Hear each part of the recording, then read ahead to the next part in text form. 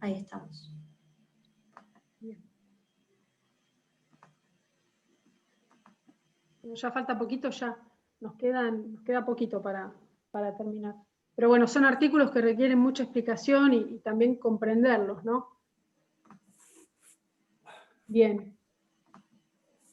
Con respecto al artículo 155, nos dice presentación del aprendido. El funcionario auxiliar de la policía que haya practicado una aprehensión deberá comunicarla conforme lo dispuesto en el artículo 296 y presentar inmediatamente a la persona ante el fiscal interviniente. Es decir, si encontró una persona cometiendo el hecho,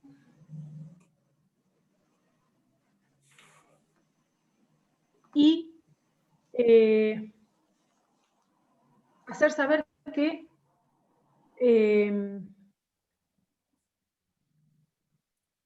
se produjo por parte de ese personal auxiliar, ya sea la policía, por ejemplo, que es colaborador de la justicia, que haya practicado una aprehensión, la debe comunicar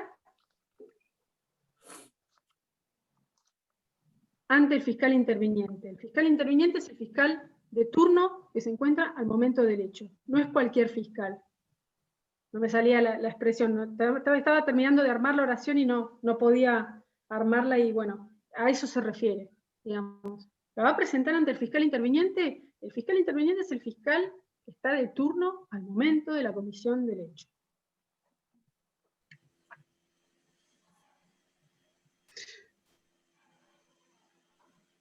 Y en cuanto al artículo 156, que se refiere a la aprehensión por un particular, en los casos previstos en los incisos 1 y 2 del artículo 153, los particulares están facultados para efectuar la aprehensión, debiendo entregar inmediatamente la persona a la autoridad judicial o policial. Es decir, si observan que hay una persona que presenta elementos que hagan sospechar que cometió un hecho o sorprende a esa, o lo aprende a esa persona que se encontraba cometiendo el hecho, o con las manos en la masa, es decir, en el mismo momento del hecho,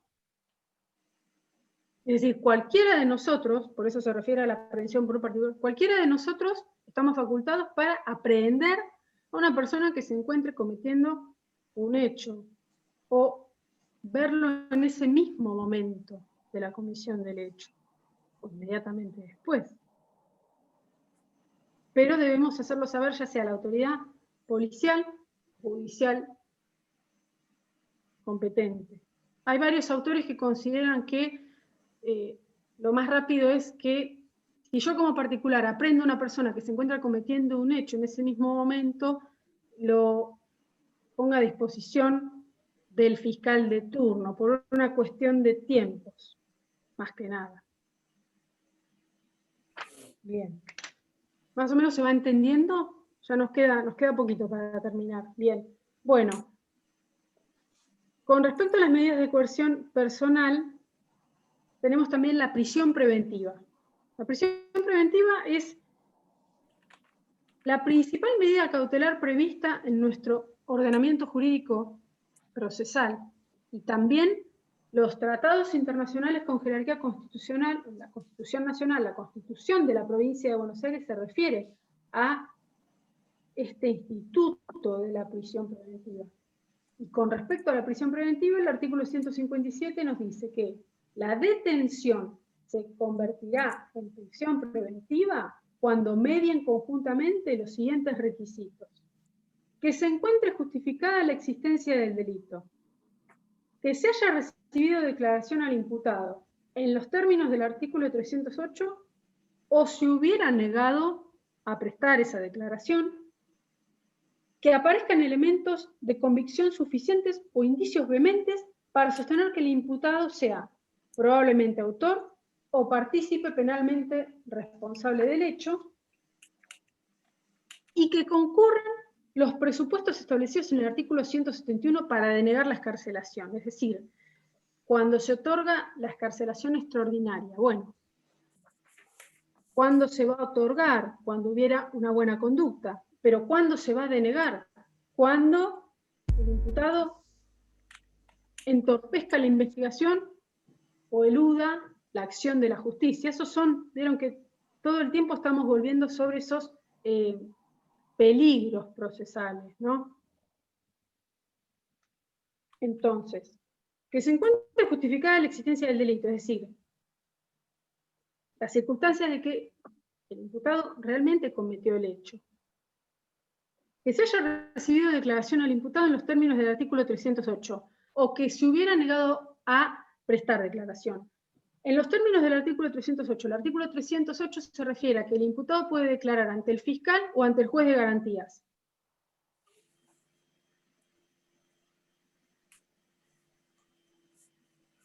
Y con respecto a si se hubiera negado a prestar declaración, el artículo 310 del Código Procesal Penal Provincial se refiere al derecho al silencio, es decir, a que el imputado, por consejo de su abogado defensor, no preste declaración. Puede declarar cuantas veces quiera.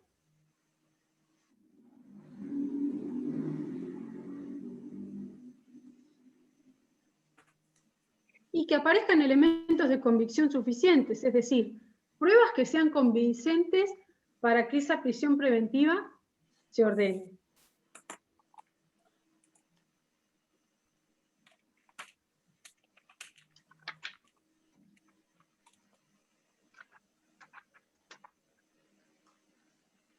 Bueno, con respecto al artículo 158, el auto que decrete la prisión preventiva será dictado dentro del 5º día de la solicitud del agente fiscal, presentada dentro del plazo de 15 días, prorrogables por igual plazo. A contar, esto es importantísimo, del día en que se hubiera efectivizado la detención. Es decir, el requerimiento lo va a hacer el fiscal ante el juez de garantías. El juez de garantías es quien va a decretar o a ordenar la prisión preventiva. Además, es importante, fíjense que se los dice prácticamente el artículo, generalmente la prisión preventiva se pide de manera posterior a que se efectivizó una detención. Por eso dice 15 por 15, ¿sí? O sea, prorrogable 15 días, prorrogable por otros 15 días.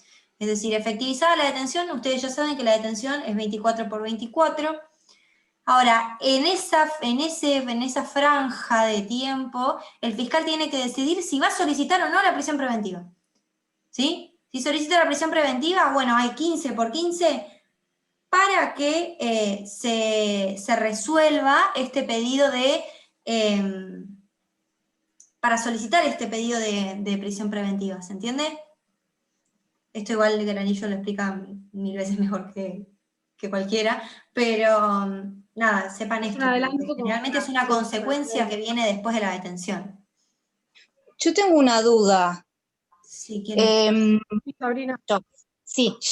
Tengo una duda. Cuando se pide la prisión preventiva, ¿por qué tiempo se la pide? ¿O está supeditado a, no sé, una audiencia que suceda algo? O sea, ¿por qué? O sea, en el momento en el que pido, ¿por cuánto tiempo lo pido? No se pide por tiempo la prisión preventiva. La prisión preventiva se solicita, es preventiva, porque generalmente se va a buscar pero cuando se pide una prisión preventiva es porque la causa probablemente se eleve a juicio. Entonces, como la causa se va a elevar a juicio, lo que busca el fiscal es que el imputado esté en prisión preventiva durante la tramitación de ese debate. ¿Sí? El plazo máximo, no hay mínimo para la prisión preventiva, pero el plazo máximo, doctrinariamente hablando, es de 2 hasta 3 para la prisión preventiva. Porque si en ese plazo de 2 hasta 3 no se llevó adelante el proceso y no se llevó adelante el juicio, no puede estar detenido indefinidamente, ¿sí? Hasta que a algunos se le pueda agarrar una agenda y empezar el debate, ¿se entiende? Claro, sí, porque aparte sigue siendo inocente y está detenido, siendo inocente. Es una medida de seguridad, por así decirlo, para que no entorpezca esa investigación. Parece una frase hecha, pero en la realidad es así, para que no obstruya ese proceso, el normal desarrollo de un proceso, no altere pruebas, etc. Además, Entonces, algo Y fuga. Es una medida... La fuga, claro. Tal cual, la fuga. Pero además fíjense que es una medida de coerción que es de las más pesadas, de las más importantes. De hecho, el escrito del fiscal, ¿sí? Si ustedes vieran un escrito de un fiscal de pedido de prisión preventiva, ¿sí? Que se lo eleva al juez de garantías, tiene que contener la materialidad ilícita, sí o sí, o sea, de qué hecho delictivo estamos hablando. Si no hay materialidad ilícita, ¿por qué estarías pidiendo una prisión preventiva? ¿Sí? Obviamente la calificación legal de ese hecho delictivo, y la sospecha de autoría o de autoría responsable, es decir, ¿por qué el fiscal está sospechando de que esa persona que está imputada del delito probablemente lo cometió? ¿Sí? O sea, se le suma a todo lo que les viene explicando Vero, ¿sí? Estas tres características que tienen que sí o sí estar. Por eso la prisión preventiva es tan importante que la entiendan, porque dura como máximo 3 años. Es un montón, chicos, para una persona que todavía no tiene por sentencia firme declarada su culpabilidad. Exacto. Bien. Con respecto a, no sé si respondimos tu pregunta, Sabrina. Sí, perfecto. Sí, perfecto, gracias. No, por favor.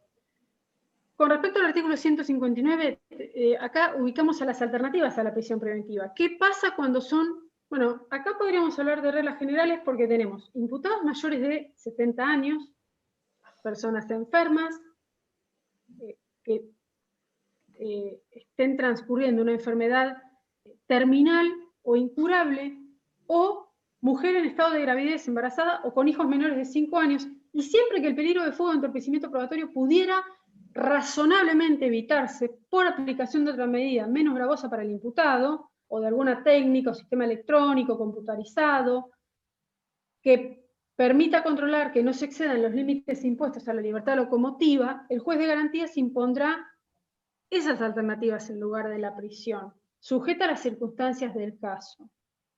Y el imputado debe respetar estos límites, es decir, debe denunciar un domicilio, debe presentarse ante el juez cuando el juez lo requiera. Y acá cuando el artículo se refiere técnico, sistema electrónico, computarizado, nos referimos a la pulsera magnética o a la tobillera, es decir, como una especie de control, ¿no? Entonces, a eso básicamente se refiere. Bueno, el imputado, según los casos, deberá respetar límites impuestos, ya sea referidos a una vivienda o a una zona o región, es decir, hacer saber un domicilio real, ¿cierto? Como así las condiciones que se hubieran estimado necesarias. Si hay un incumplimiento por parte, o en estos casos que son taxativos, bueno, se va a dejar sin efecto esa medida, porque hay un incumplimiento por parte ya sea de una persona mayor de 70 años, o una mujer embarazada, o una persona enferma, etc. Entonces ahí es donde encontramos esas alternativas a la prisión preventiva.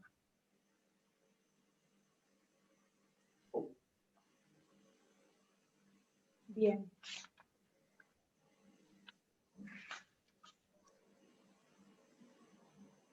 También tenemos en el artículo 160 otras alternativas, ¿no? Por ejemplo, la obligación de someterse al cuidado de una persona o institución. Es decir, si hay una persona que no puede vivir sola, que no puede estar sola en un domicilio, necesita del auxilio de una persona que lo asista, que lo cuide, bueno, se debe hacer saber esa circunstancia al juzgado. Por ejemplo, un enfermero, un familiar. Son también situaciones excepcionales que se contemplan. Y, bueno, la obligación de presentarse de manera periódica ante el juez.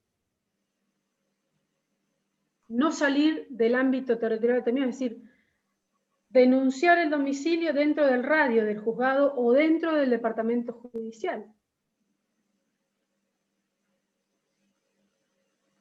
No concurrir a espectáculos deportivos, es decir, son reglas que son generales, o de tener determinada conducta, ¿no? No ingerir bebidas alcohólicas, etc.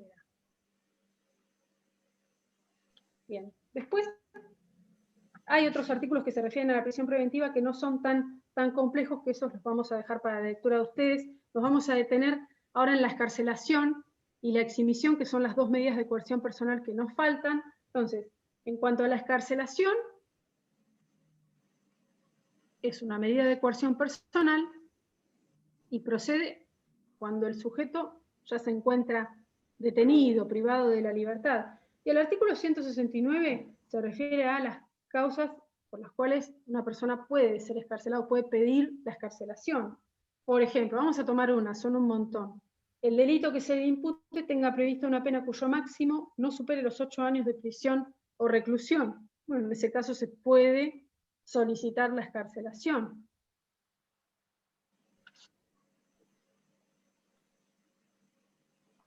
Fíjense que la excarcelación va siempre a proceder cuando ya está efectivizada una medida de coerción.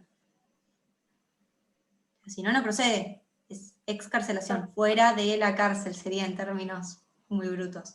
Pero siempre procede cuando ya está efectivizada la medida de coerción.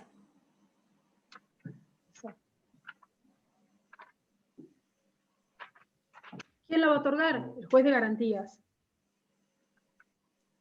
Parece obvio, pero es importante recalcarlo. Y otra cosa, que sepan bien la diferencia entre una morigeración, que es lo que les venía hablando Vero, ¿no? De convertir una prisión preventiva, por ejemplo, en una prisión domiciliaria, etcétera, con la excarcelación. ¿Sí? Eso ténganlo bien en cuenta. La excarcelación siempre se pide, como abogado defensor, siempre se pide al juez de garantías, exclusivamente. Sí, al que dictó la medida que a mí me agravia. Todas las medidas de coerción son apelables, ¿sí? Sobre todo la prisión preventiva. La prisión preventiva es apelable. La resolución de la prisión preventiva, el auto de prisión preventiva es apelable. ¿Dónde el apelo? ¿Sí? Si lo dicta el juez de garantías. Por favor, aquí hay uno que lo responda. Por favor. Porfi. Ya falta poquito para terminar. ¿Quién es la alzada? ¿Cómo lo podría repetir? Sí, tenemos una preventiva dictada por el juez de garantías. Por favor. La Cámara de apelable. Apelaciones. La Cámara de La Cámara de Apelaciones. Apelaciones. Vamos. Muy Muy bien. Muy bien, chicos. Muy bien. Bien. Es apelable. La medida de coerción, en ese caso la prisión preventiva, es apelable. El auto de prisión preventiva es apelable, exactamente. Sí, auto de prisión preventiva que debe estar fundado, bien fundamentado y motivado. Es decir, ¿por qué el fiscal considera que se debe otorgar, que el juez de garantías debe otorgar la prisión preventiva? Los motivos, las causas, la calificación legal. El artículo 170 se refiere a la excarcelación extraordinaria. En los casos que conforman las previsiones de los incisos 1 y 2 del artículo anterior, el inciso 2 se refiere en el caso de concurso de delitos. No correspondiera la excarcelación, podrá ser otorgado o concedida de oficio o a pedido de parte cuando por la objetiva valoración de las características del o de los hechos atribuidos, de las condiciones personales del imputado y de otras circunstancias que se consideren relevantes, se pudiera presumir que el mismo no va a eludir u obstaculizar la investigación ni burlar la acción de la justicia. Es decir, ¿vieron cómo se repiten? Eludir, burlar la acción de la justicia, es decir, entorpecer esa investigación.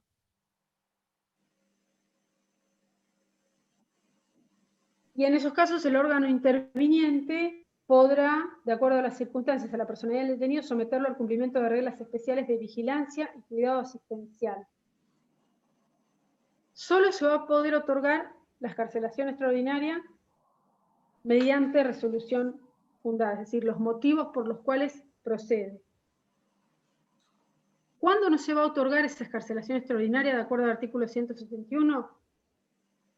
Cuando hubiere pruebas suficientes acerca de que el imputado va a eludir la acción de la justicia o va a entorpecer la investigación.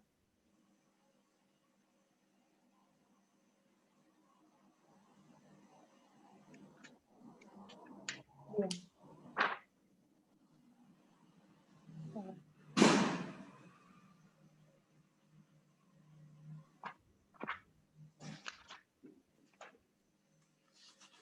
El plazo para resolver la solicitud de excarcelación, de acuerdo al artículo 174, es de 5 días, haya o no prestado declaración. Es decir, si no prestó declaración no quiere decir que no se va a hacer lugar al pedido de excarcelación. Es decir,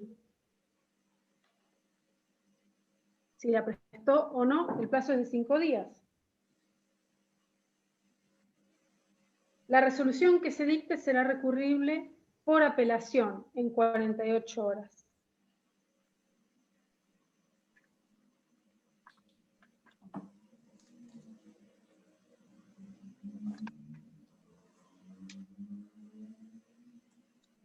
Importantísimo en cuanto a la excarcelación.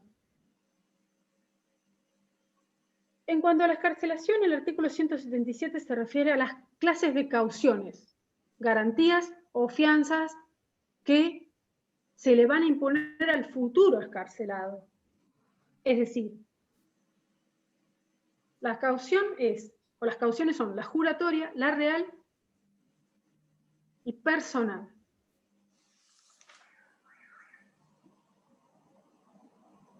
¿Qué se va a tener en cuenta para fijar el monto de la excarcelación? La naturaleza del hecho cometido, la importancia del daño causado y el patrimonio del detenido. Es decir, si es una persona que es insolvente y no tiene bienes, sí, no le podemos fijar un patrimonio exagerado. En la práctica se da mucho que la persona que garantiza que, por ejemplo, el imputado, en caso de que se le solicite, se le otorgue la excarcelación, que el imputado se va a presentar cuando se lo solicite, que va a colaborar, etcétera, etcétera, sale como caución personal el defensor propiamente dicho. En la gran mayoría de los casos es el defensor el que se pone como caución personal, sería. Exactamente.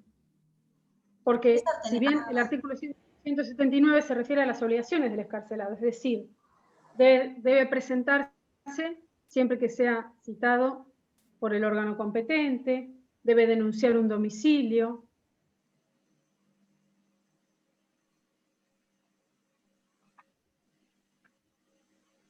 Y en cuanto a las cauciones, la caución juratoria, de acuerdo al artículo 181, se refiere a que el excarcelado debe cumplir, o debe, mejor dicho,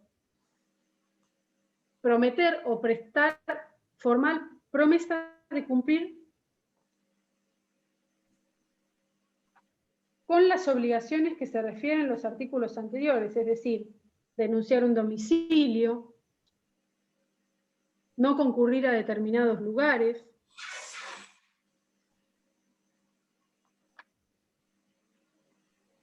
presentarse ante el juez de garantías cuando el magistrado lo ordene, lo disponga. Se presta un formal juramento y de ese juramento se labra un acta que se agrega a ese expediente. Eso en cuanto a la caución juratorial, prestar promesa o prometer que voy a cumplir con las obligaciones que se me impongan. La caución real, que es otra de las cauciones, es decir, depositando una suma de dinero que va a ser fijada teniendo en cuenta el patrimonio del imputado, la naturaleza del hecho, el daño que ocasionó.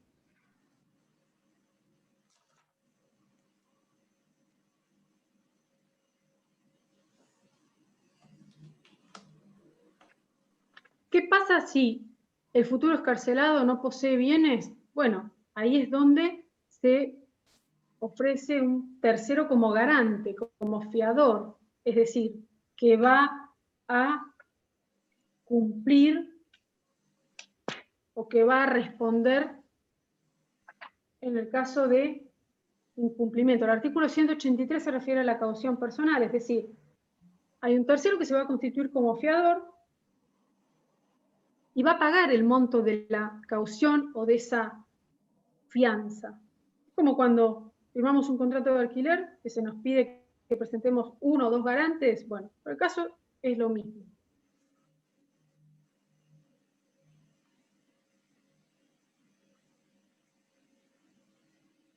Para que esa persona pueda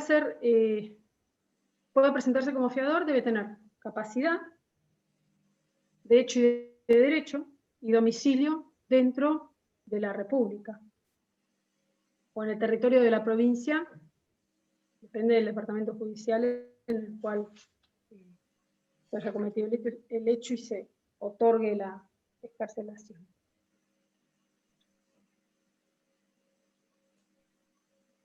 Y por último, la exhibición de prisión. La exhibición de prisión se refiere al artículo 185. La exhibición de prisión también es una medida de coerción que afecta a la libertad de locomoción de una persona, que procede cuando esta persona se encuentra en libertad. A diferencia de la excarcelación, que va a proceder todavía cuando el imputado está detenido, está privado de la libertad.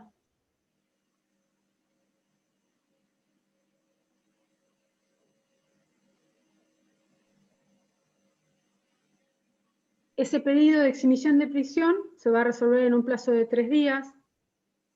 Acá el segundo párrafo de este artículo 185 dice tramitar el incidente separado. El incidente es un expediente aparte que se inicia y que ese expediente aparte se acollara o se acumula al expediente principal. ¿Por qué? Porque hay una acumulación. Perdón. La exhibición de prisión va a operar como un freno a una inminente detención o a un inminente dictado de una medida de coerción. ¿Sí? Cuando yo sé que es probable que a mí me vayan a detener, seguramente mi defensor meta una exhibición de prisión. ¿Sí? Lo que se busca o sea, la exhibición de prisión, presentar una exhibición de prisión es a los efectos de que se lo exima justamente de esa orden de detención que sabemos que es inminente. Ahora, ¿por qué sabemos que es inminente? Porque es un delito detenible. Por eso yo les dije que es importantísimo saber el tema de los mínimos y los máximos en una pena de un delito. La idea es que el imputado arranque el proceso sin estar detenido. La gran mayoría de las... Eso es lo que la diferencia de la excarcelación, es decir, si hablamos de una diferencia entre la excarcelación y la exhibición, en la exhibición esa persona se encuentra en libertad. En la excarcelación está privada de la libertad, procede durante la privación de la libertad del imputado. Esa es la diferencia esencial. Muchas veces lo que se busca en la práctica es ganar tiempo, ¿sí? Cuando yo sé que hay una inminente detención, bueno, digamos, presento una exhibición de prisión y trato de ganar tiempo, por lo menos 3 días, porque tiene un efecto de tipo suspensivo. Pero generalmente se rechazan, sobre todo si son delitos muy gravosos, ¿sí? Sí, en general, delitos de acción pública, digamos, ahí es donde va a tener una procedencia. En cuanto a la calificación de los hechos, bueno, el órgano judicial que intervenga deberá calificar él o los hechos imputados y determinar si procede la excarcelación ordinaria y la exhibición de prisión requerida. Bueno, esas circunstancias se van a notificar personalmente a la persona en cuyo favor se dedujo. Es decir, esa persona que se encuentra en libertad, en ese caso, el abogado defensor, que va a presentar o va a hacer ese requerimiento de exhibición de prisión.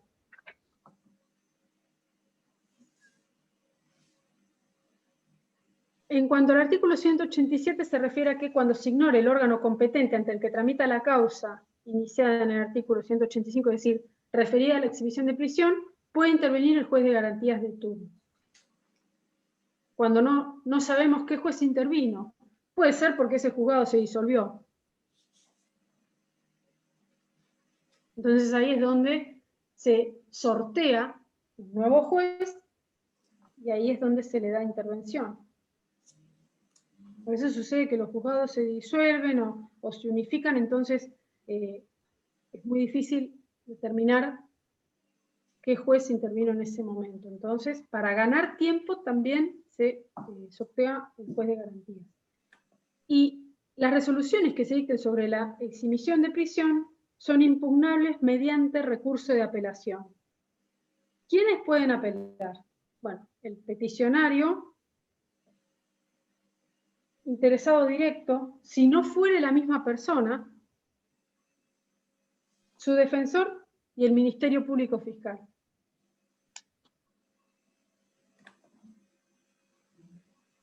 Disculpe, doctora, cuando dice el interesado directo, ¿estamos hablando, por ejemplo, del particular damnificado o no? ¿Sí? Podríamos hablar de un particular damnificado, sí. Sí, Está bien. Porque el particular damnificado, juntamente con el fiscal, es quien, digamos, el particular damnificado busca que ese daño le sea reparado, resarcido, y en su momento, es decir, va a hacer valer una pretensión y después va a ser citado a declarar. Puede declarar como testigo en el proceso. ¿A dónde se apela una exhibición de prisión denegada?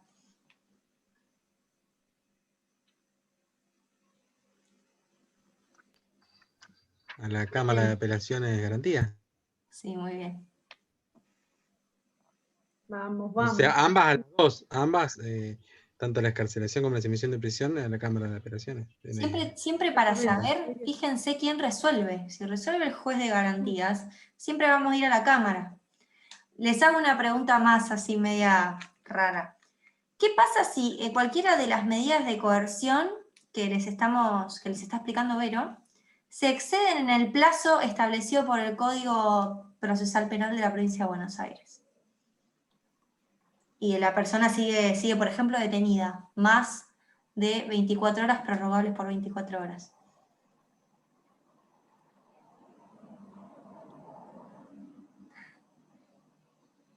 Vamos, Gretel. Gretel, estás pero afiladísima. Se vuelve ilegal, ilegítima la medida de coerción, chicos. Bueno, sirvió el caso del agravamiento de las condiciones de detención. Ahí es donde procede el habeas corpus, claramente. Claro.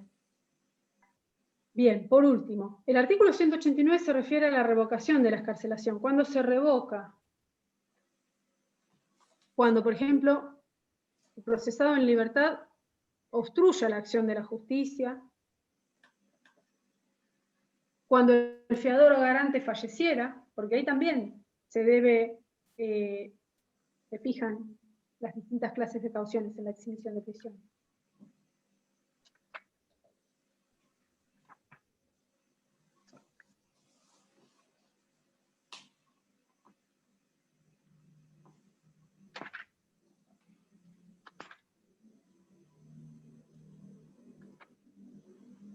Bien, más o menos se fue entendiendo.